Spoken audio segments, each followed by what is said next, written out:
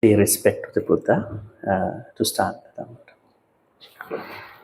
Namo tassa bhagavato arahato samma sambuddhassa. Namo tassa bhagavato arahato samma sambuddhassa. Namo tassa bhagavato arahato samma sambuddhassa. Good morning, Dhamma friends.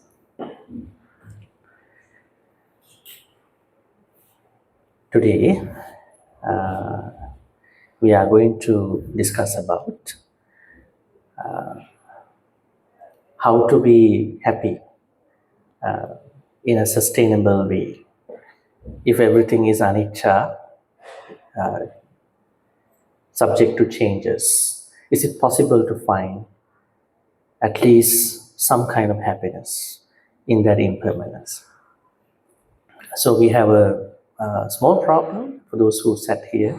They may have a hard time in seeing the slides. I don't know whether you can see that slide. Can you? Okay. So also I can share these slides later. I think there may be a WhatsApp group or something. So I think you will be able to see it. So I think it shouldn't be a big problem. So our topic today is see Dukkha deeply and let true lasting happiness arise. Okay, before that, I want to ask you, how's your Sunday so far? Is it a happy Sunday? Yeah. Should be, right? Lots of hope, ambition, positivity, right? So we should not need to lose ambition, motivation, hope with regard to anything. But we should understand that our hope, ambition, and all these things are also subject to changes. Even the goals, purposes that we are looking for, true ambition, goal, and all of them are also subject to changes. That is the framework where we look for the sustainable happiness. Okay, so as you can see in this opening, the slide topic, somebody is on the side, and I have put 5 aggregates into a small illustration. You can see form is rupa, feeling is vedana, perception is sanya, volitional formations, we call them sankhara or karma in easy terms, and consciousness means vijnana. May I ask you, what are these 5? What are these 5? Khandhas. But for those who might not be familiar with these 5, I might still become confused about khandhas, aggregates. If you put it simply, these are the composites that every sentient being is composed of. Right? If you go back to the subtle levels of everything in our sansaric life, in this particular life, what we can find is only khandhas, aggregates. Even aggregates don't exist, right? These are also labeling in the higher level. But if you are a beginner, newbie, these 5 could be the minimal levels. But if you further go into these 5, then you will find not even khandhas exist, but nama rupa only exists. Then rupa is rupa section, and nama includes vedana, feeling, sanya, perception, sankhara or karma, volitional formations, and then consciousness, vijnana. Right? Even nama rupa.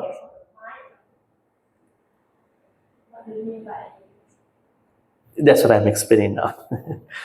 So even nama rupa may not be existing at a certain point because they all are subject to emptiness, shunyata.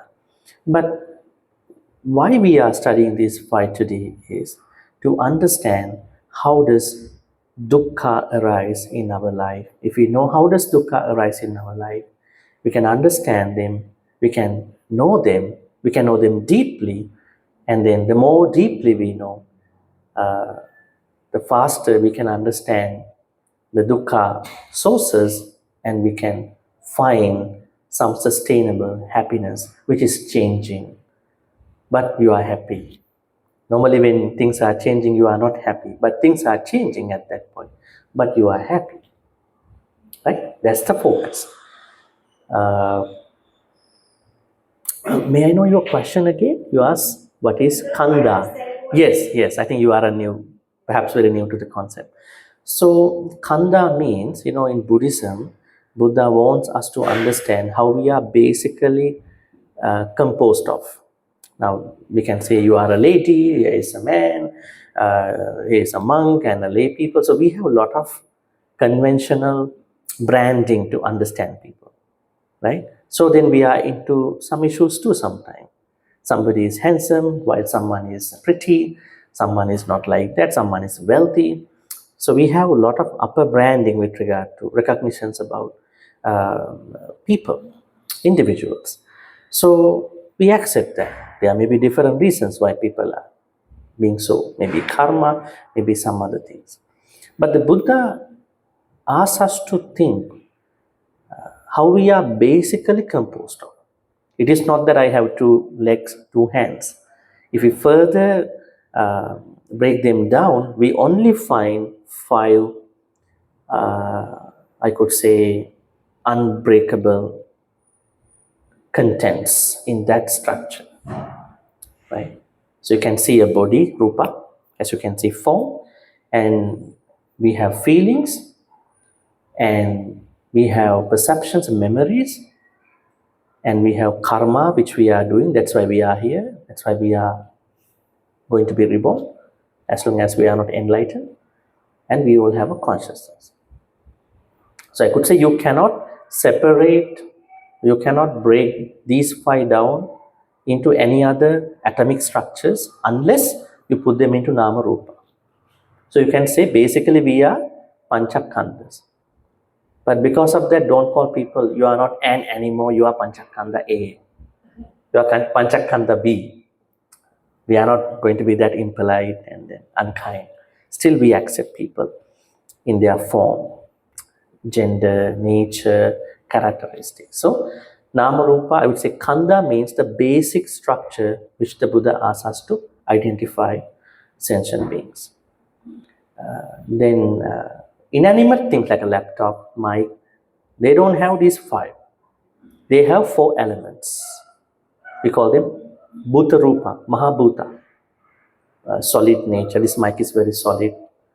Apo, if this is going to be burned, you can see something that can be discharged. And there is heat when I keep talking. There's internal heat.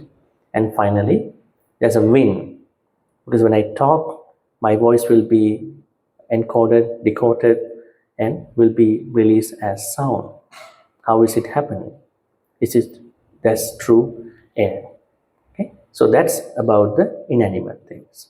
So khandas are I would say, the minimal structures that we are composed of. So when we look at us through this, our lobha, dosa, moha can have a better management. So in order for us to see that, we have to see how we are forming dukkha through mismanaging 5 khandha. Okay, that's the purpose. This topic matters in many ways. I think if you don't know how dukkha is related to panchakanda, if you have never understood that dukkha is not part of panchakanda, that is a huge oversight in your Dhamma learning. The Buddha said, there's no dukkha that is coming, that is not coming out of these 5 aggregates. So 5 aggregates are dukkha sources. Actually, 5 aggregates are not dukkha sources if you look at them. 5 aggregates will become maybe will become processed, will be processed with clinging. Then only dukkha arises. Just because we have five aggregates, we are not creating them. So you can see, fundamentally speaking, this topic relates to all of us, because in today's world, just like any other decade before, maybe even in the future, people look for the comfort, right? What's the Pali word for that? Dukkha patikkola sukha kama. Sentient beings are desirous of happiness, comfort, and then they are discussed in the dukkha. They don't like dukkha, right? But sometimes people like dukkha because they are immune to dukkha. They don't know that this is dukkha, right? So this understanding how dukkha arises, and then thereby being able to look at the sources of dukkha, help us to become happy. That's the abstract. So if you look at suttas, you will see this question here and there. Why does dukkha arise even when life appears to be going well? Right? So dukkha is relevant to all of us, regardless of you are very rich, you are from upper middle class, low income, poor. So dukkha is common. You know, one thing that you may have noticed so far, I haven't yet translated dukkha into English. You see that? Why is it? That is a dangerous thing to do at the moment. Because this has been translated into English in many English words. Suffering and all that. So actually we cannot translate this Pali word. There are some of the Pali words that we cannot translate that much. Can you translate Bodhi tree? Give me an English translation for that, Bodhi tree. You have a Bodhi tree here, right? Upstairs. Can we change the name to sacred tree from today? It looks a little bit strange, right? Or maybe the particular name of the tree, Asatta. Different Buddhas use different trees, right? There was one Buddha who used a bamboo tree. Another one used a banyan tree. Different Buddhas had different trees for their awakening. So the Pali word Bodhi cannot be easily, you can translate. But when you know some Pali context, then you think this is not a good translation. Then what should we do at that point? Just leave it aside. Take the Pali word itself. Bodhi. Karma, can you translate? Also, it's very difficult to translate. Keep it as karma. And we are going through a big problem after we translated another Pali word all across. Mindfulness for sati, very big complicated issue. Because we had sati before, and then later, after secular mindfulness was started in 70s in the US, then we picked up that English translation for this Pali word sati. Because when you say mindfulness, but we also use it just to tell people what is meditation, then we have a problem in addressing another area that we are doing in the sati practice. In the practice of sati, we not only fill our thoughts with wholesome thoughts, sometimes we remove maybe we remove certain things. On one side, I improve myself. On the other side, I have to give up certain akusala habits, right? So that unlearning part, removing part, overcoming part is not that much visible in the filling the thoughts, filling the mind part, right? And sometimes if you take mindfulness, in order for us to practice sammasati, should we need to fill the mind all the time? No, we don't have to. Sometimes we just observe. When we observe, we understand what should be done. Sometimes wisdom arises in the pure silence. When we are not talking to anybody sometimes. We have the same problem like before, if you have. If you just observe, then you figure out answers. Nobody can answer these questions up to that point. It's only you can answer, but you have to give some time to silence. So that's why meditation, mindfulness, these words carry some incomplete areas of translation. But still we use them in certain content. But we have to understand they are not the proper, what you call blanket English translations. Can you translate the Pali word Buddha? Enlightened one, awakened one, blessed one. It's very difficult to translate. So Buddha is Buddha, right? You cannot translate it. Okay? So in this way, let us keep dukkha as it is, but I will show you certain areas to see with regard to English. Then next time when you talk about it, you are not saying, I am suffering. I think I have dukkha now. That's easy. Then you are delivering the proper Pali word, and you are also representing a certain area of dukkha, not using suffering. So that's the idea. So why is dukkha? Or you can say, what is dukkha? Now you can see the answer to this question. So in many suttas, Buddha has clearly given that dukkha is nothing but the clinging to the 5 aggregates. What's that? This one. Earlier it was just good like this, but here you can see we are clinging to these 5 aggregates. Rupa, Vedana, Sanya, Sankhara. We will see how this works. So the Buddha said, Panchupada Kanda. This is a vachaniya. Upadana. Kanda is okay. Aggregates are okay. We all carry aggregates. Even an animal carries. But when we cling to these 5 aggregates, then is the problem. Can you think about how we cling to these 5 aggregates? How do we cling to them? Basically, we are naming these 5 aggregates in our own way. This is my Rupa Kanda, my feeling. You hurt my feelings, right? Yes, of course, there was a point that somebody might have hurt you. But perhaps you don't know how to recover now. And you are only accusing that person. You hurt me. You shouldn't have hurt me. How much help I have done for you. So you have clung to your Vedana Kanda, right? Now when the hurt is there, you name it, you give meaning to that. 2 years ago you hurt me. So now it has come as a Sankhara Kanda. Right? Maybe 10 years ago, 20 years ago something happened. Right? But still you are carrying it because you don't know how to let it go. Right?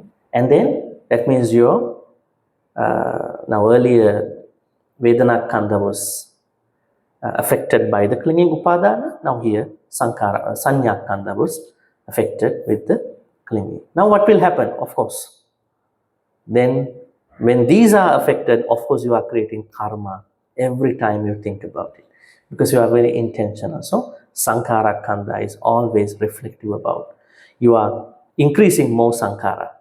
You are increasing, improving, accelerating karma. Then Vijnana Kanda is always affected because you have cognition to think about it. Right? And why you are carrying this much of clinging? Because you think you exist. Rupa Kanda. You cling to your body. You think you exist here. But when we know Panchakandas are Panchakandas, then we understand that these are 5 umbrellas, 5 branches of one thing. So I think initially, if we know clinging part and Panchakanda separately, then we can monitor when and how we will become affected with Upadana. So just manage your Panchakandas healthily. You have to manage them. You have to manage your Rupa, your body. You have to manage your feelings. You have to manage your perception, memories. You have to always be concerned about how you make your karma, and you have to manage your cognition. You can't go to a dementia, right? Who is happy to go to dementia? Alzheimer. We should have a good cognition, right? That is one of the precepts, right? You have. What is the precept about good cognition that you should develop every day? It's a precept. What is it? What is the precept out of 5 precepts that says that you have to be very much concerned about your cognition, cognitive abilities in an ethical way? Huh?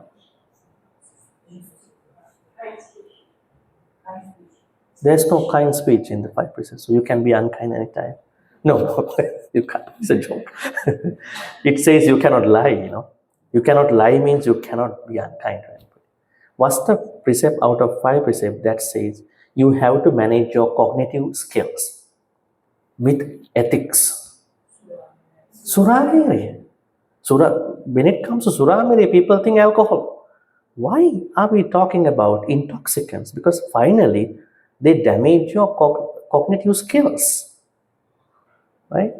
They damage your presence of your thoughts, mind. That's why the Buddha said it's not only about alcohol. It's about sura, fermented food and beverages, meraya, distilled drinks. It's not just alcohol, right? So that means even if you take fermented food and beverage, even if you take too much kombucha, can be a part of it. Too much fermented stuff. You take too much pastry. Even some chocolates which have some high dose of certain alcoholic stuff. Even rice, if you take too much rice. Too much means compared to your moderation. We don't know your moderation. You know your moderation. If you take more rice, because rice is what you call pitti sura, the wheat flour. When you eat too much wheat flour, you can become intoxicated. The Buddha is not very much concerned about the source. You name it. What Buddha is concerned about is whether anything troubles or clouds your cognitive abilities so that you cannot ethically address any cognitive moment. You see, that's the thing, right? And on the other hand, we know in our daily life, we are going through situations that you will be medically prescribed by a doctor for alcohol. Let's say you have a flu or you have another condition. Sometimes over-the-counter medications don't address your issue, and you go see a doctor, and doctor prescribes an antibiotic. The antibiotic might be a narcotic. It could be codeine, it could be another thing, but you are taking it. But you are taking it medically. The sedation is inevitable here, but sedation will happen in a particular way, right? Let's say you have a knee surgery coming up, the doctor cannot do the knee surgery, and doctor will say, you have to be in the lineup for 4 months, but how do I survive for the 4 months? I give you painkillers, right? Something like morphine, or perhaps sometimes I have seen some people are saying that doctor gave me something, so I don't even feel the pain. Yes. Did you know what the doctor gave? Yeah. I went there after a few weeks. Then doctor told me this is heroin, So all these narcotics and alcohol stuff, but they are given medically. Right? But what if someone is looking for the heroin? Marijuana. This is a problem, right? As a recreational drug, right? So once again, going back, we have to see how our cognition becomes deprived of ethical abilities. That is suramere. That is what we say. You cling to your. That means someone who is taking those things will become clung to the vijnana kama. Cannot manage anymore. Vijnana is affected by upadana. This way we can talk a little bit more. I just want to tell you, dukkha means nothing but the clinging that happens to the five aggregates. Next time, don't say dukkha means I am suffering. That is not the Buddhist way to look at it. And the English word suffering has so many meanings in Catholic, Christian, and other perspectives, right? So the Buddhist way is dukkha arises, dukkha happens when your aggregates are, five khandhas are affected by upadana. Once again, five aggregates. Okay, in this illustration, you can see somebody is affected. Not even this person. We all are more or less affected by the upadana. Let's be honest. Right? That's the truth. Somebody might be better in handling them. Somebody might be not better in handling them. So more upadanas are affecting that person. Here you can see that a person, in this case, any unenlightened person, is more or less clinging to the five aggregates by owning and defending them as this is mine, this is myself, this is what I am. Is it a problem to own something in Buddhism? Is it not Buddhist to own something and to declare that I am the owner of something? Huh? No. Because the Buddha said there is a happiness of owning. Because we have a sutta study going on in this place, by this place. And one sutta we discussed was, what was the sutta we discussed? Where we discussed the happiness of owning. Are there any students who are participating in the sutta study? BGF Tuesday sutta discussion? And you don't want to recognize yourself because the question will be coming to you right away, right? Right. Is it a dukkha too, right? Yes, there's a happiness called atti sukha, happiness of having, owning. So there's no problem to own something if you are ethically earning. If you have ethically earned them, if you will ethically earn them. But the problem is if you are too much trying to own and then to defend what you are owning, what you are having already, then definitely you are clinging to those things, right? Now think about that. You are in a relationship, you are married, you are in a relationship, then you are becoming all of a sudden a clingy person in the relationship. You become a clingy boyfriend, clingy girlfriend, clingy husband, clingy wife. How do we know that this is happening? You are trying to manipulate the other person. You are trying to order. There is no balance, no communication window, right? What is going on? No, you must listen to me. Because in order for me to maintain my panchakanda, you have to do this. So the person has already clung to his or her five aggregates and also clung to the other person's five aggregates too. So it's a double kind of dukkha now in that relationship. Yes. If there is a compromise to understand both of them, then this is a very normal thing. They can discuss and go ahead. Right? But if they are too much owning, defending, manipulating, controlling, then I think that situation will create lots of clinging. Not now in this case to one person, and in that case to the other person too. So according to Buddhism, Buddha defines dukkha beyond pain. Dukkha does not mean only pain. It also refers to unsatisfactoriness, instability. Instability. Is it a big problem in today's world? Are jobs secure for many people in today's world? No, it's a huge instability. Right? They are always thinking, who will be the next? Right? Who will be in the list? Because they want to cut down, they want to cost cut. Right? So there is a tension with regard to employment. Even they are doing a very good job, but surviving in the job is another stress to many people. But can you change the job culture in today's world? AI is going another way, human labor is going the other way, and the job market, global finances, global trends. Can one person change all this? It's not that easy, right? It's not that easy. We can do certain things, but the decisions are to be made by certain individuals. Maybe governments, maybe private sector, maybe politicians.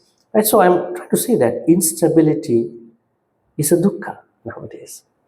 Right? So the Buddha is saying it's not just the pain itself, it is also this, what he call instability. Right? So perhaps the job is a permanent job, but still they are going to do a salary cut. Right? So there is an instability. And when some people do well in the job, and they will be given more work in the next year, it's also a problem. So don't outperform. Huh? If you are in sales, don't do, because then you can do well, and they give you more. Right? Sometimes they want to get rid of you, but they cannot do that because why? Then they have to compensate you. So what they do is they give you more work until you say, I'm going to quit. People are trying to, do nice, kind ways to do their business, right? So people who are struggling in this area knows I'm unstable, right? I have this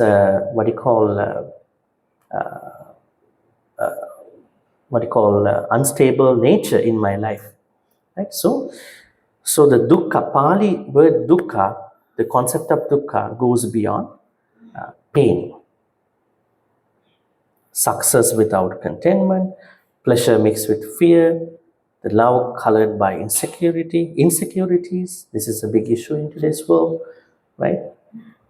Not even when you are in a relationship, but also, let's say you are a parent, you have so much insecurities, whether you can raise your children this way, that way, right?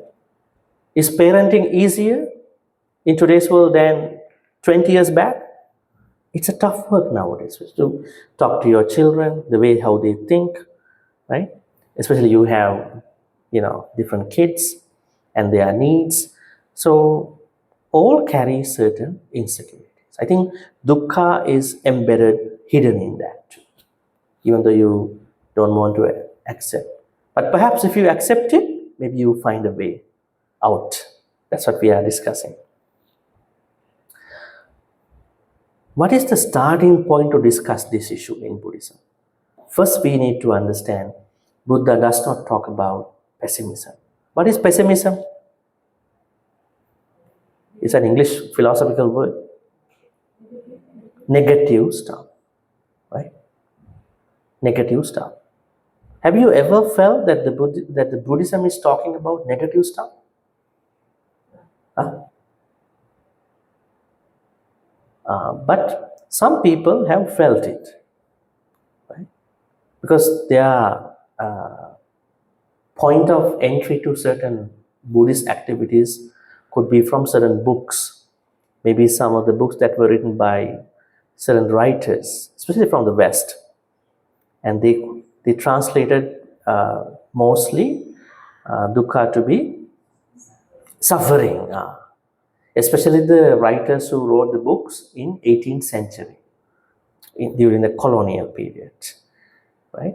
So, and then what happened, some of the people, when they were learning Buddhism, they felt, why Buddhism is talking about suffering a lot? Why there is no happiness? If you go to other religions, they are talking happiness first, right? Right? It's like you go into a certain new work and they give you trouble for the first 3 months, And they ask him, why are you giving me the trouble? Because you should know the working culture. We will leave you in 3 months. Right? Why you are talking a lot of such things? Then we find out, not the Buddha discussed that way. The writers written books in that way. So this conversation that we are having today should not reflect that earlier versions of explanations by certain writers. If we look at these suttas, we understand that Buddhism is talking about positivism. It positively tells us what to do. Can we think about an example in today's world for that? Let's take an example when you go see a doctor. You have a sickness. You go see a doctor. So what is happening in that experience? You go and now you are going to see the doctor. What will the first question which will be asked by the doctor to you? What's wrong with you, right? You have to explain what happened to you.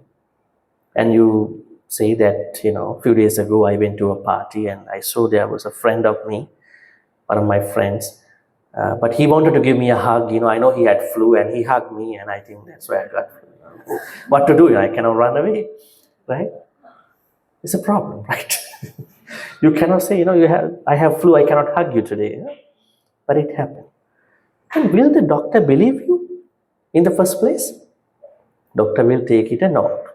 And then he or she has to do his or her own investigation for that, right? Maybe the pressure, maybe some other things, right? And then the overall approach looks to us as if the doctor wants to see the deep-seated nature of your sickness, especially going to see the source of your sickness, not the symptoms, right? In the same way, what we understand through the Buddhist teachings about anything, including dukkha, is that Buddha wants us to understand dukkha first.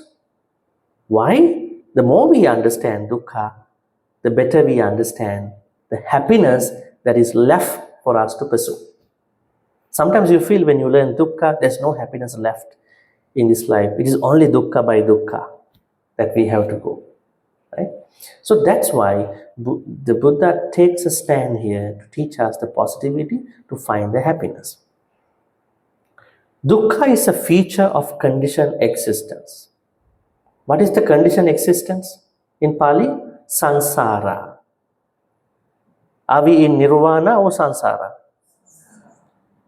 Or in between? Transit place. We could be anywhere. So conditioned existence means sansara. So dukkha is inevitable. Then there is a problem. What about an arahant? One arahant injured his toe. Devadatta threw a stone at the Buddha. Was the Buddha injured or not? Buddha was injured. Did he go through pain or not? Pain. That means even the enlightened ones will go through certain pain until they end their life. So dukkha is not that an easy concept. Even the enlightened beings have to go through the pain until they maintain their body. When you read Bojjhanga Suttas, I think you read Bojjhanga, you chant for blessings.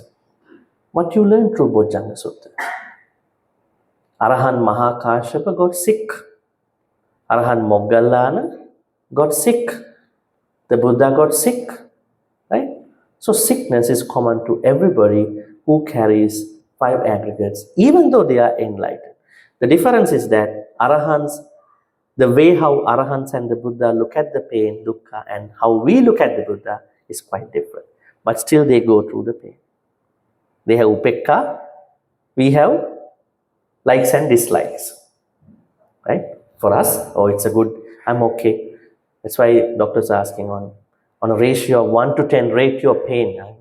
It's 7, 6, 8, right? But for them, there's no likes, no dislikes. They look at it with upekkha. So dukkha is a basic feature of conditioned existence, even for some enlightened people until they attain Nibbana. But not in the way how we go through as unenlightened people. So when you ignore it, dukkha prolongs. If you ignore it, that means we have to see it.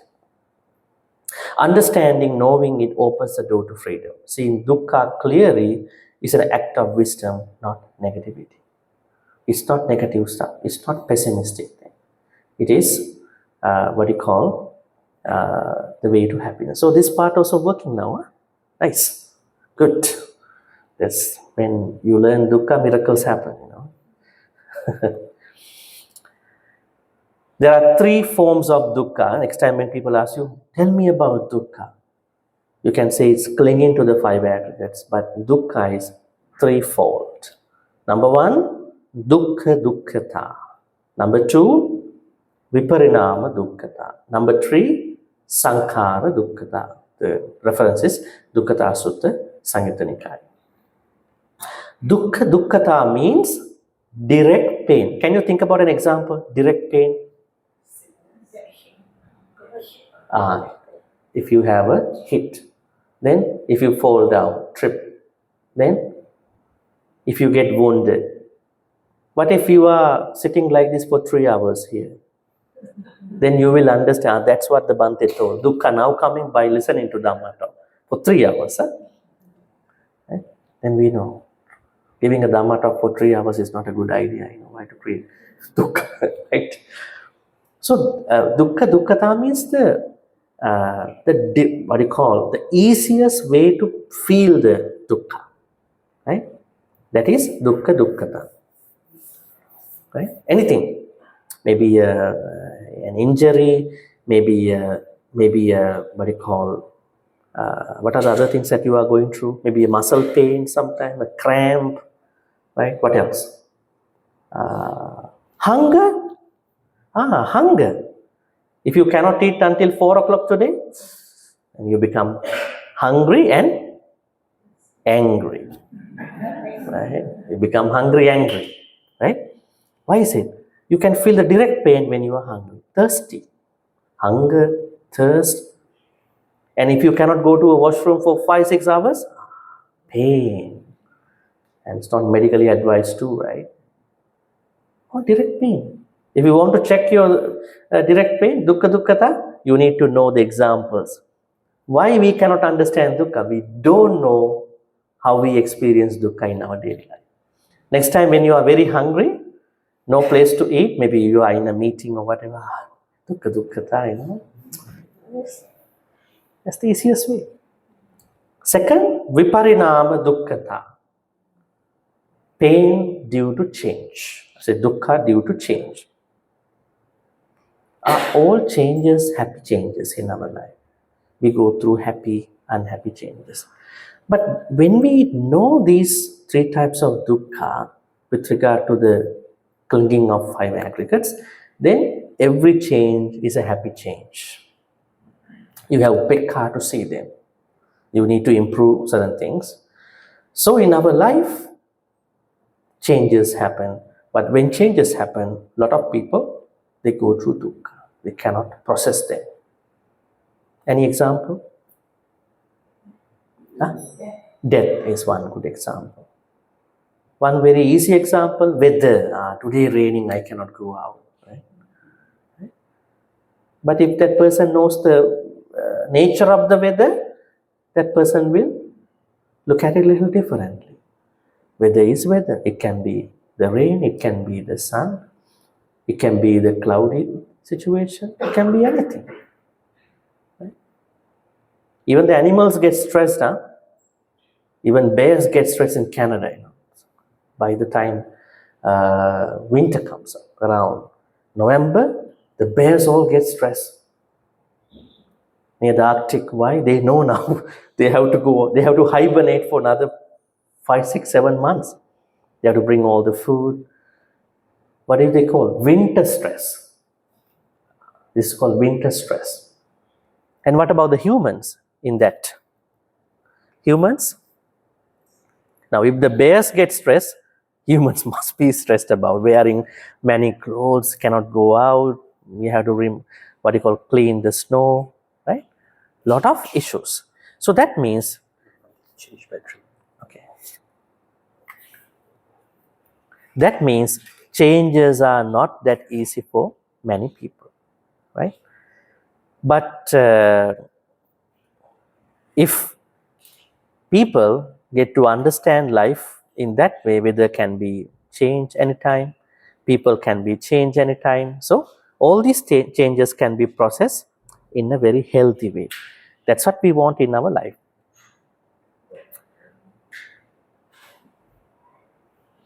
This is also viparinama dukkha now. Yeah.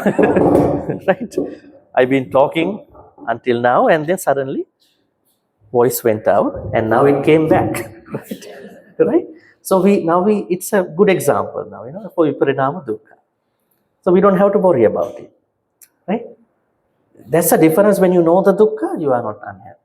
We don't know the dukkha. Why it happened? What happened? Who is behind this thing? We look for the culprits. We want someone to be blamed. Right? That's the beauty of knowing dukkha. You don't blame other people. You don't pick on other people. Rather, you understand. Right? So it's an area where you can find so many examples. Third dukkha is sankhara dukkha. Sankhara dukkha means inherent pain. The first two can be avoided in some ways. Now, when I know I can be injured, I take care of myself. When I know I can be angry, I eat earlier. I make provisions to eat earlier. Maybe I plan well. Second one, I can plan too. Now, if you look at today's life, many people plan better than their predecessors, right? They plan their life, they plan their kids, they plan their relationships. So they can minimize. Still the problems are there in some ways. But what about the sankhara dukkha? Can they avoid it? No. That's inherent dukkha. Sankhara dukkha means inherent dukkha. Why sankhara dukkha is inherent dukkha? Because we carry 5 aggregates. If anybody carries 5 aggregates, they have the dukkha with regard to 5 aggregates. How to understand this in a simple example? If you use a car, you have certain expenses, right? What are the expenses for a car? Depending on the car type, you have to do the oil change, you have to repair it, buy insurance, and then road test. And so the moment you know I want to own a car, you must know these things are there for me to spend money. Right? If you own a house, what are those expenses? Government tax for every year, and then maintenance, right? Sometimes buying the product is easier, maintaining is the problem. Right? It's like somebody is buying a very luxurious car, then more insecurity will happen when you use it. Somebody might come and then do something vandalizing, right? I mean, it doesn't say you cannot buy. You can buy if you want. But we understand there are certain dukkha that cannot be avoided, that are inherent, that we need to understand. So for them, we don't have to worry. We know those expenses, those challenges have to be understood. So then, how many dukkhas are there? 3 dukkhas. What are they?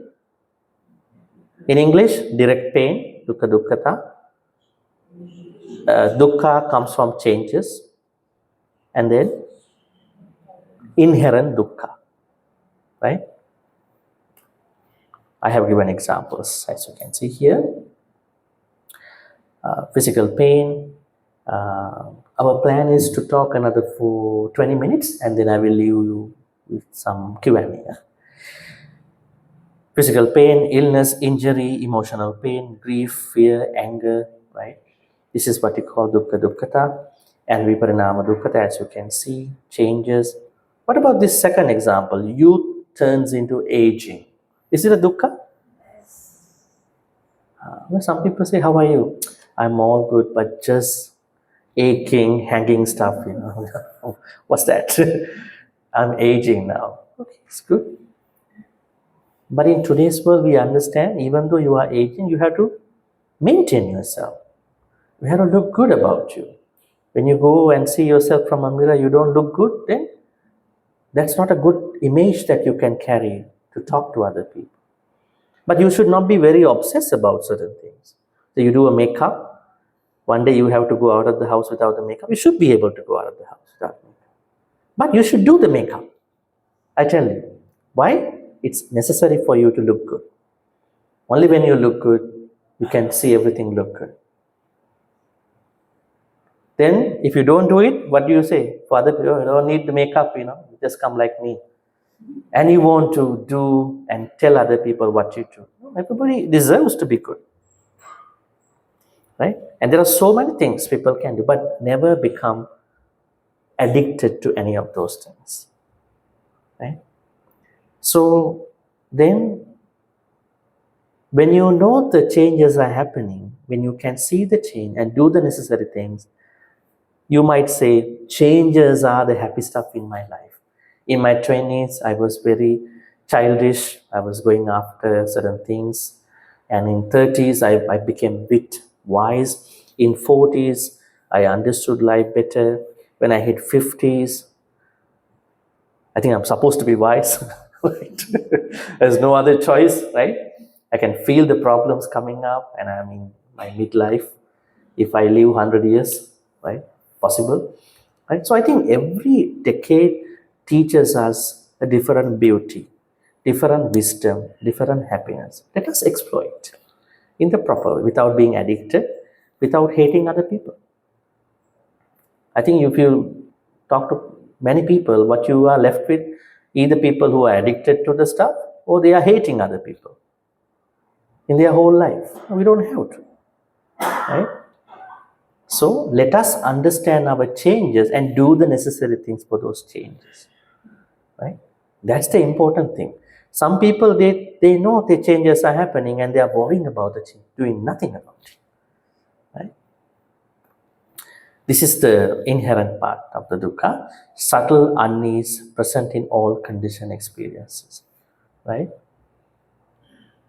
This dukkha cannot be removed by improving conditions compared to the first two, right? This is, now think about how are we born? We are born into our parents. What if one of our parents had a genetic problem in their genes that caused you to get a certain disease? Then who are you blaming for? Are you blaming for anybody?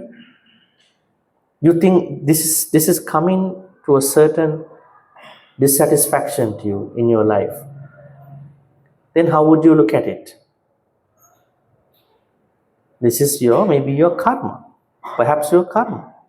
That's why you were reborn into this particular family. Then you understand that way. Not that you are going to blame your parents, right? So you just accept life as it is. When you accept life as it is, by improving what you can improve, helps you to become a sustainably happy person. Not only a happy person, your happiness is sustainable, long term, right? Otherwise, you come here on Sunday morning, you participate in puja, you are happy, then participate in Dhamma talk dana, then afternoon you are not happy. Why? I cannot find happiness until next Sunday. What is that logic? That means this teaching, Buddhist teaching is something that teaches us how to be happy long term. So when I come back to BGF, I'm happy again. But when I go back, I have a different happiness.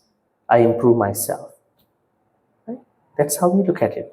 So although there are certain things we cannot change because we are carrying 5 aggregates, but still, first two can be avoided, minimized. Why we usually miss dukkha here, what I try to say is that this deep understanding. We normalize dukkha as just life. We distract ourselves with work, entertainment, and screens. We try to fix symptoms instead of understanding causes. I think we need to look at the causes too. And then what will happen as a result of that is dukkha becomes chronic and it will arise in different formats in our life, anxiety and all that. So it's very important to look at it. As you can see, we discussed this earlier. This understanding, knowing about dukkha is not pessimistic and nothing like that. And it helps us how the dukkha arises and functions, and the patterns of our craving, resistance, and confusion. Is our system of patterns about craving get changed at different times? Food, beverages, people, yeah. And so we know, when we know about dukkha, we understand that. Even recognizing subtle dukkha moments. Right? So as a result of this understanding, what will happen to you is that you will understand, you will know dukkha more clearly, and you will less blindly cling, and most stable happiness will naturally arise. You don't have to look for happiness, you are happy. This is the most important, I could say, the slide so far. Now, if you look at suttas, especially suttas that are talking about Four Noble Truths, Buddha teaches that why we have not been able to feel happy is that we have not been able to see the dukkha in our lived experience. What is the lived experience? In our real life. So Buddha used the Pali word called yata bhutang pajanati. Right? Normally we know the first noble truth, second noble truth, third noble truth, fourth noble truth. May I know these four noble truths? What's the first one? In short. Again, we go back to suffering. That's the problem. I try not to talk about it. Dukkha, samudaya, nirodha, dukkha. These are the four things. In English, the noble truth on dukkha, samudaya, the noble truth on the cause of dukkha, nirodha, the noble truth on the cessation of dukkha, magga, the noble truth on the path that leads to the cessation of dukkha. Right? No suffering. Yeah? It's dukkha. Dukkha is very subtle. Now the problem is, yes, we know these four in certain words, in English, in your own language, but have we done the yata bhutang pajanati with regard to this? What is yata bhutang pajanati? Yata bhutang pajanati means we have to see the first noble truth, second noble truth, third noble truth, fourth noble truth as they are. Not how we see them, not how we are in that experience. Give me an example. Normally when we know the first noble truth, dukkha, do we basically look at our own life, or we just look at some of the books and then try to explain about the dukkha? We have to look at our own life with regard to dukkha dukkhata, viparinama dukkhata, sankhara dukkhata. Direct pain, changes that are coming from the dukkha, and then inherent pain. That is yatha bhuta. Second, what is the cause of dukkha? Craving. I did not make a slide for that because you know that the cause of dukkha is craving. But craving is a no point return. You know this English word. This is a word that is used in the traffic. What is the no point return? Now you want to turn to right side, right? Oncoming traffic. It is amber for you, and for the oncoming traffic, left side on the same traffic they are going, and for you, you can't turn to red, and other side it is also oncoming traffic, and you have passed the line 2 on your side. Now how do you turn to the right side? You have to wait until the amber starts for the oncoming traffic. But your side also getting amber too. But you have a certain free area to turn to the right side. Why? You have passed the line. Can you come back again? Tanha is no point return. That means when you are in tanha, you cannot do anything easily. It's very difficult. Then where is the place we can do something in the process? In order for us to know that, we have to go to paticca samuppada, dependent origination. That teaches us how tanha is produce cause. Let's go back in the feedback loop. What causes tanha? Now, when we cling to the dukkha, tanha arises. But how does tanha arise? What is the process of this clinging? It was given in the Paticca Samuppada. Feeling. That means we don't manage our feeling properly. Actually, all these dukkhas are coming from feeling at a certain point. Earlier contact. What causes feeling? Huh? Passa. Passa causes Vedana, right? So if we are very concerned about how our sensory experience creates Vedana, then we have a chance, we have a good window to look at our dukkha triggers, or maybe dukkha sources. If you look at it from Patisamuppada, it is from contact to Vedana part until Tanha. So when you are in Tanha, it's very difficult to, we can do certain things, but it's difficult. We cannot do a lot of things at that point, right? So that is why when you have Tanha, people are easily get into trouble, right? Maybe into Upadana and all these issues, right? So it's better to look at it from how contact arises, how Passa arises in our life. Our internal senses meet external senses, eyes, sight, when they get together, then what will happen? There is a certain contact happening. We have to see in that contact, do I like too much? Do I dislike too much? Right? Are likes and dislikes important in your life? Or are they not important as a Buddhist? That's a question too, right? Because if Upekka is going beyond likes and dislikes, I'm asking you, are likes and dislikes still important to you? Yes. Give me an example. Now, for lunch, you want to eat some food, right? So you have some preferences. That's okay. But the problem is if you become addicted to that like. And dislike, tell me a dislike that you may have in your life. Now, we are somewhere, we are talking, all of a sudden there's a snake coming into the room. Do you like that snake at that point? Oh, what's happening now? We have to rush to something, right? We dislike it. But what if that dislike turns to doing something to the snake? You are going to defend that dislike. You're going to do something with that dislike.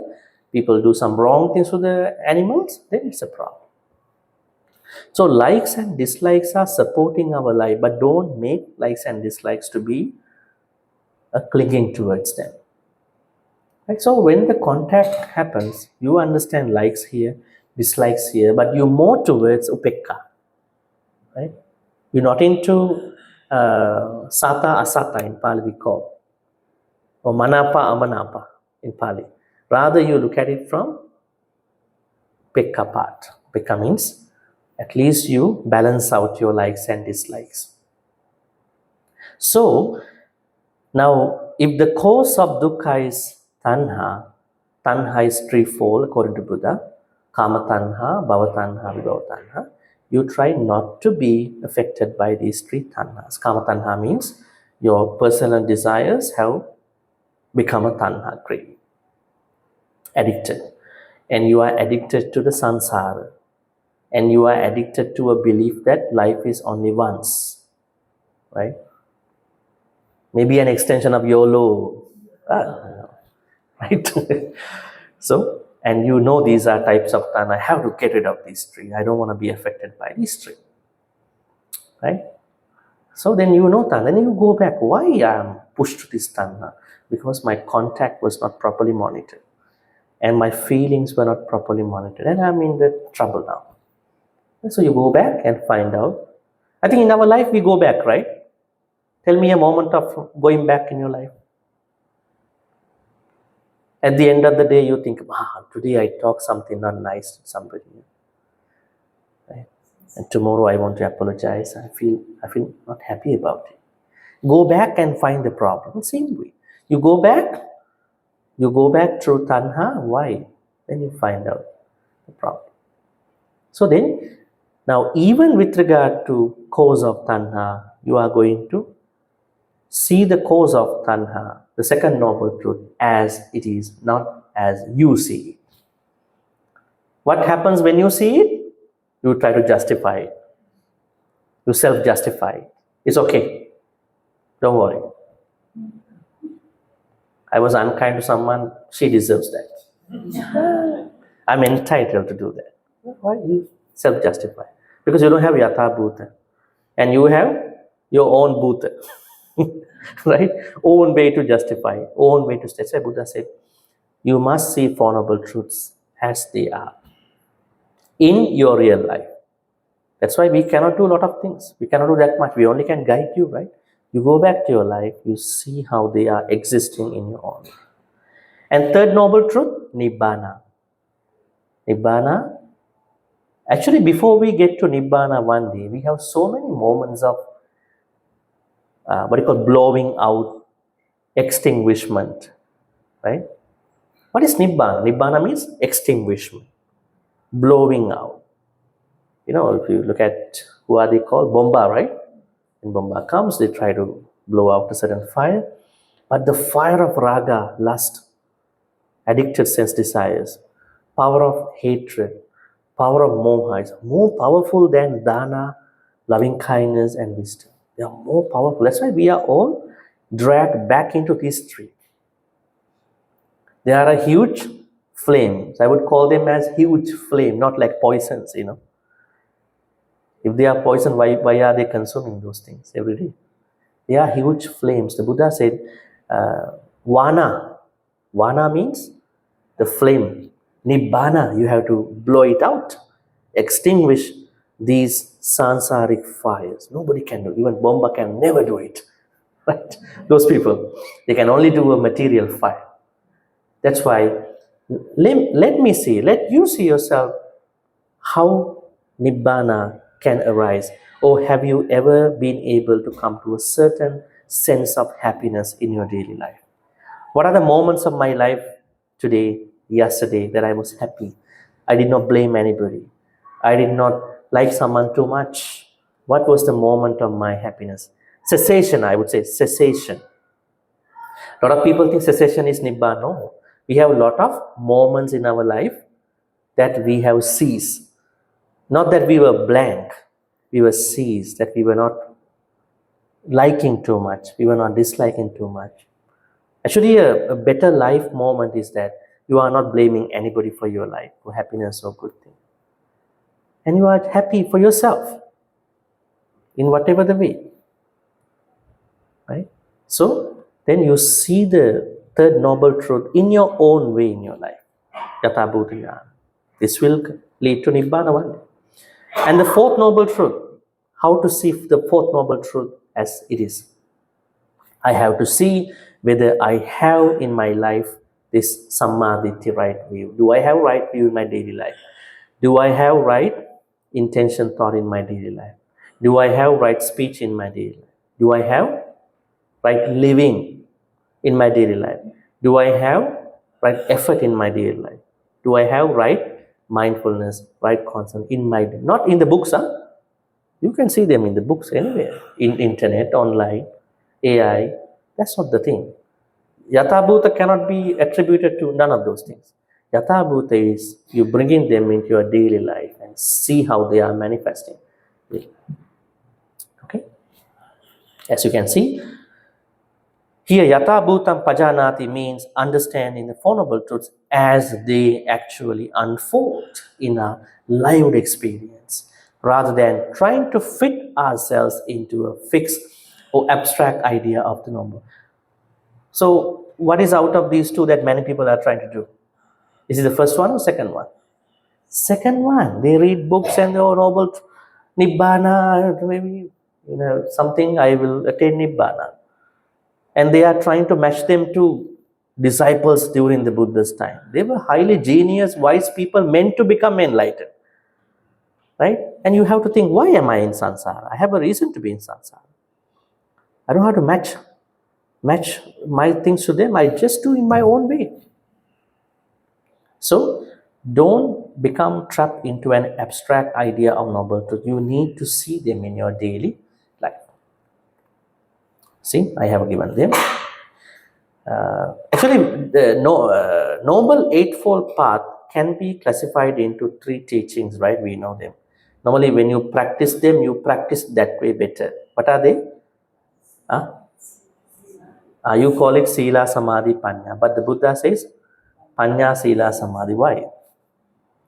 Other way around. Why is it? The Buddha said, don't touch Noble Eightfold Path, your spiritual journey, without wisdom. Why? Because Buddha has given Samma Ditti, Samma Sankappa first, not at the end. Samma Ditti, Samma Sankappa are wisdom triggers. I give you a very small example.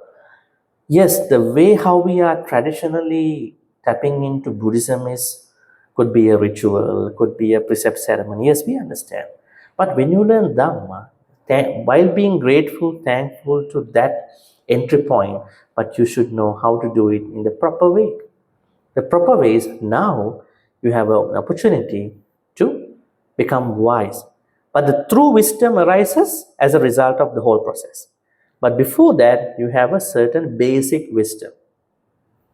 That wisdom, Nibbana, is lofty wisdom, Lofty. But this is basic wisdom.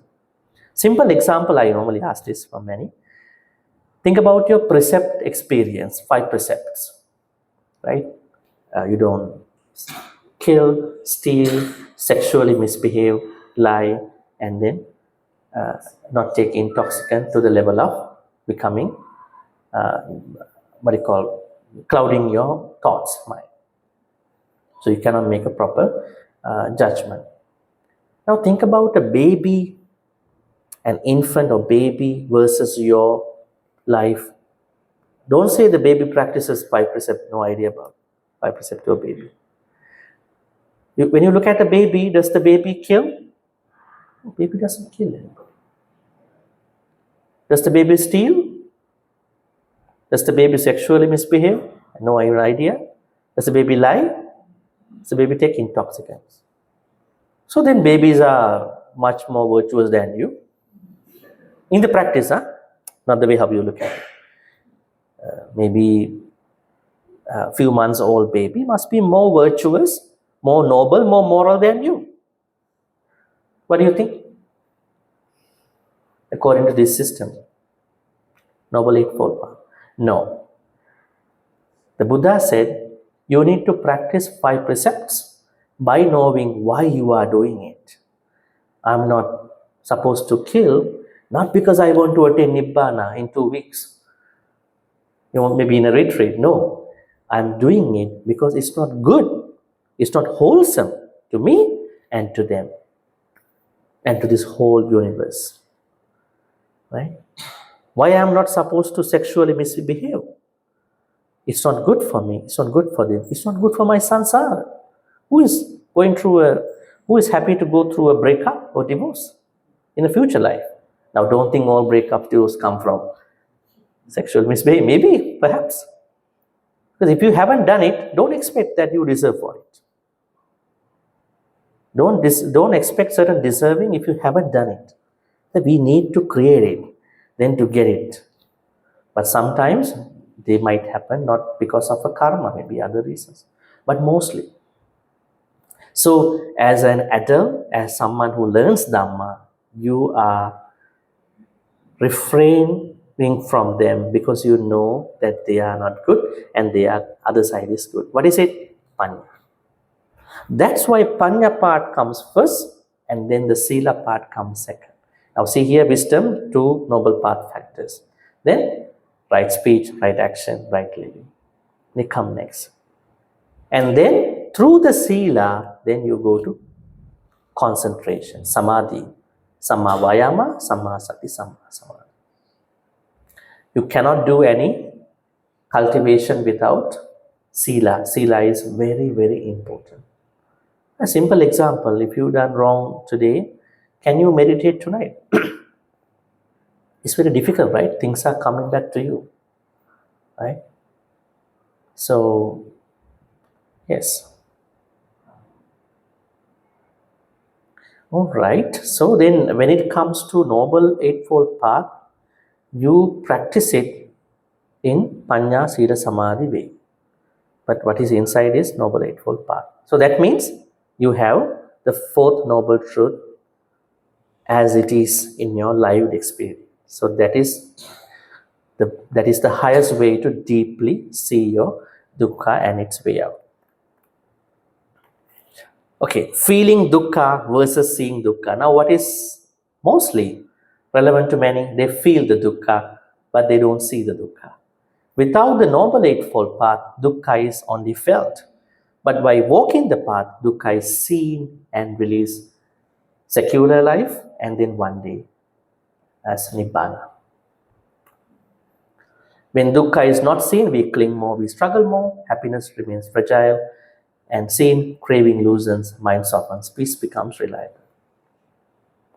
Finally, dukkha is seen by overcoming the clinging we place on the five aggregates and by practicing the Noble Eightfold Path constantly and consistently. So I want to ask a question before we go to the Q&A. Now, if dukkha is arising from these five, then we can only overcome dukkha by looking at how it is arisen. There's no other way to overcome the dukkha. It is like you fell into a well. There's no other way. You have to come back in the same way how you were fallen into the well. Now we have fallen into the samsara well. We have to get out of the well only by looking at how I fell into the well. So how I fell into the well was I didn't know how to manage my panchakanda, five aggregates. So that's why it is said only when you can see how they are, then you can have a chance to get back. So the happiness, there's no permanent happiness in Buddhism. The Buddhist way to look at happiness is a happiness that you are creating by knowing these conditions. These are all conditions actually. How my dukkha is arisen, how to overcome it, what to do. They all are certain temporary activities. But through the temporary activities, you are creating that happiness. Not that you go to a course, crash course to learn about Noble Eightfold Path, and in 8 weeks you learn it, and you think you are learning it, but everybody crashed in the course crashed and you also crashed. Not that way. What is happening here is that you are understanding the changes of every moment, and you try to create happiness in that every moment. That is sustainable in this understanding. All right, so now we have time to get into what you call for Q&A.